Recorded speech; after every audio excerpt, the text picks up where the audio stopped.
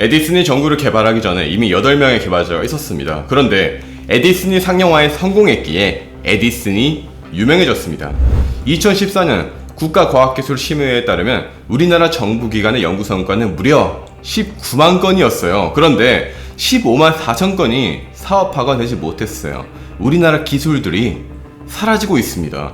대한민국 최고의 브레인들이 수십 년 동안 연구한 것들 대부분이 주인을 찾지 못해서 사라지고 있습니다. 놀라운 걸 말씀드릴까요? 2년 전에 수출규제 당시에 우리나라의 불화수소 고순도 제작 특허들이 2011년에 이미 있었어요. 하지만 상용화에 드는 비용이 막대해서 포기했죠. 그러나 이런 기술들은 국가의 발전을 위해서 꼭 필요합니다. 하지만 민간 기업들은 돈이 되지 않고 연구비도 많이 들고 그래서 연구를 하기를 원하지 않죠. 그렇기 때문에 정부기관이 연구해야 되고 이 노하우와 기술을 민간 기업에 양도하거나 사용을 허가하고 혹은 합작법인을 설립합니다. 저는 오늘 한국기계연구원과 한국재료연구원 그리고 한국천문연구원의 3명의 박사님들께 컨택하여 지금 당장 주목해야 될 기술들을 추천받았습니다. 제가 과학기술을 소개해줄 때마다 야 아직도 상용화 한참 남은 기술만 소개한다면서 비난하시는 분들이 좀 있는데 그런 비난이 전혀 나오지 않을 상용화가 바로 목전에 있는 아주 중요한 기술 3가지를 말씀드립니다. 정부에서도 지원을 하고 있으며 장담컨대 그 어떤 유튜버도 말한 적이 없는 기술들입니다. 첫 번째, 엔비디아의 CEO 젠슨 왕은 이런 말을 했습니다. 지난 20년이 놀라웠나요? 앞으로의 20년은 SF와 다를 바 없을 겁니다. 메타버스의 시대가 오고 있습니다. 저는 매주 2회 PT를 받는데요. 보통 PT를 받을 때는 트레이너가 개수도 세워주고 못 들 것 같아도 억지로 들게 하죠.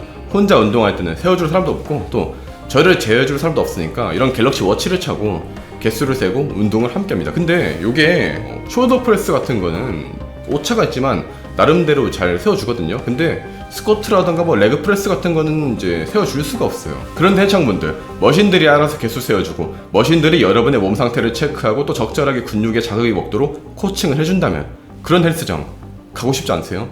오늘 운동 상태를 스마트폰으로 전송해주는 거죠. 오늘 가슴 운동하면서 뺑기를 많이 치셨는데 제대로 안 먹었어요. 그런데 후반으로 갈수록 숄더 패킹을 제대로 안 하셨네요 하면서요. 기계연구원의 이용구 박사님 연구팀은 제가 과거에도 수차례 말한 바 있던 센서들을 이용하여 이를 가능하게 만들었어요. 운동기구들, 이를테면 요가 매트리스라던가 탄력밴드 등의 센서를 부착하기도 하고 머신들의 센서를 부착해서 헬스장을 IT화시켜서 스마트 헬스장으로 만들려고 온라인으로 코칭도 가능하죠. 게임과 연결할 수도 있다고 합니다. 게임과 연결하면 메타버스와 접목이 되는 거죠.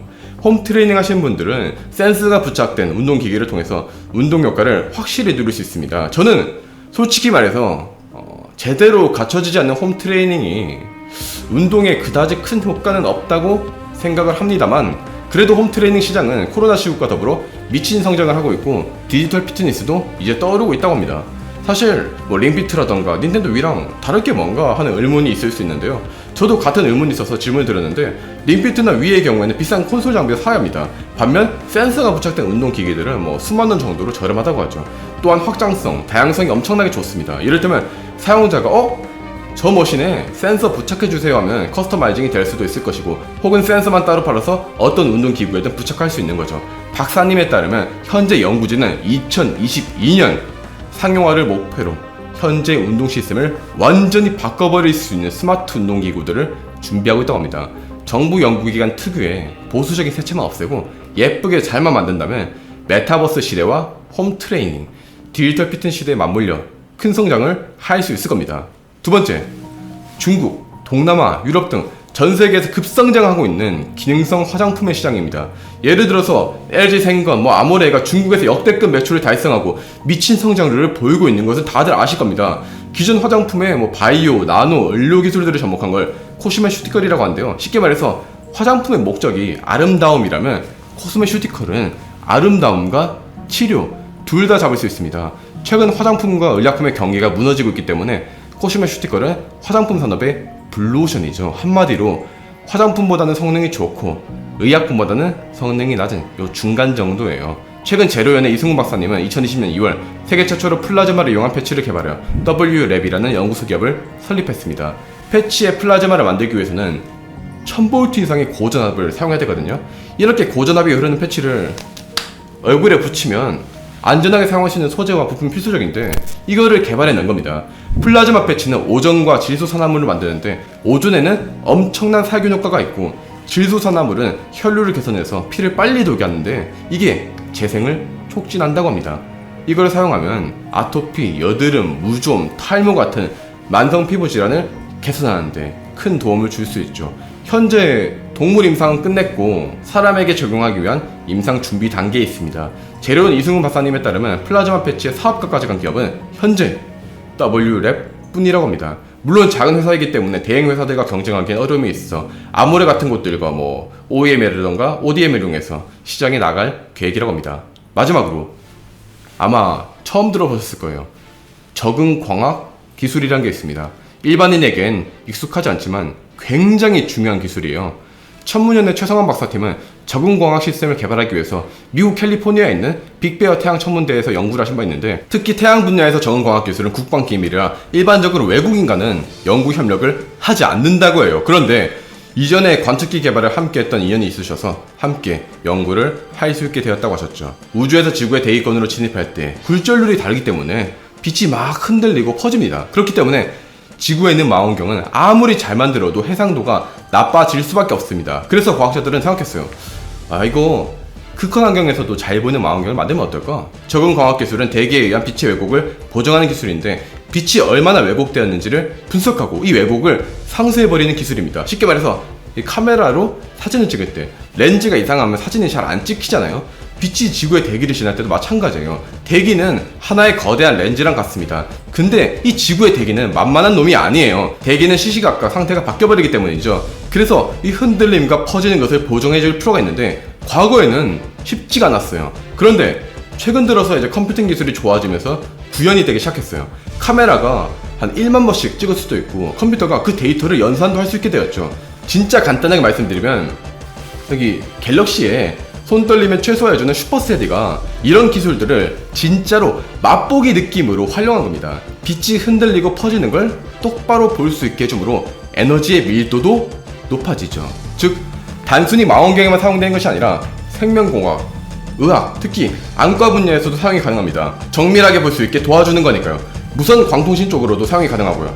빛을 사용할 수 있는 분야에 거의 다 사용이 가능해요. 우주에서 레이저를 쏘는 무기에도 당연히 사용이 가능하죠. 그렇기에 미국에서는 앞서 말씀드렸듯이 외국인이랑 협력을 잘 안 해요. 국방 분야니까. 미국의 경우에는 사실 이미 도입해서 테스트를 하고 있고 한국의 방산업계 쪽에서도 이제 관심을 가지고 있으며 실제로 최성환 박사님은 같이 하고 있는 파트너 기업이 있고 대기업의 일부 기술들이 이전이 이루어지고 있다고 말씀해 주셨죠. 근데 이게 국방 기술이기 때문에 어떤 기업인지는 제가 말씀드릴 수가 없습니다. 아무튼 지금까지 말씀드린 기술들 처음 들어보셨겠지만 그 중요성은 엄청난 기술들이에요. 그런데 마냥 우리나라가 장밋빛 미래만 있는 것은 아니에요. 최성환 박사님께서 미국의 적응광학 구현을 하러 가셨는데 미국의 연구 시스템을 보고 와 진짜로 놀랐다고 하시더라고요. 왜냐면 실제로 활용하는 군이랑 연구를 하는 연구기관 그리고 그걸 상용하는 민간기업 이 세 가지가 기가 막히게 역할 분배가 잘 되어 있고 만들어진 기술을 어떻게 해서든지 시장에 내보낸다고 합니다. 우리나라 R&D는 한 번 만들면 끝인데 미국은 이걸 계속해서 운영을 했다는 거죠. 한마디로 말해서 미국은 끝까지 갑니다. 기술 이전이 끝까지 이루어지도록 노력하죠. 박사님은 우리나라도 조금 시간이 걸리고 실패를 하더라도 국내 기업들과 함께 연구하고 임프루브먼트 할 수 있도록 도와줘야 된다고 하셨어요. 실패를 용서하지 않고 기초과학을 사치라고 보는 문화 이제는 바뀌어야 합니다. 그렇게 된다면 우리나라도 오늘 말씀드린 기술들이 적재적소에 잘 활용이 될 것이고 사업화가 되어서 진정한 기술 강국으로 거듭날 것입니다. 일본 오키나와 과기대 티몬트 교수는 말합니다. 기초과학은 사치지만 기초과학 투자로 생기는 열매는 세상을 바꾼다.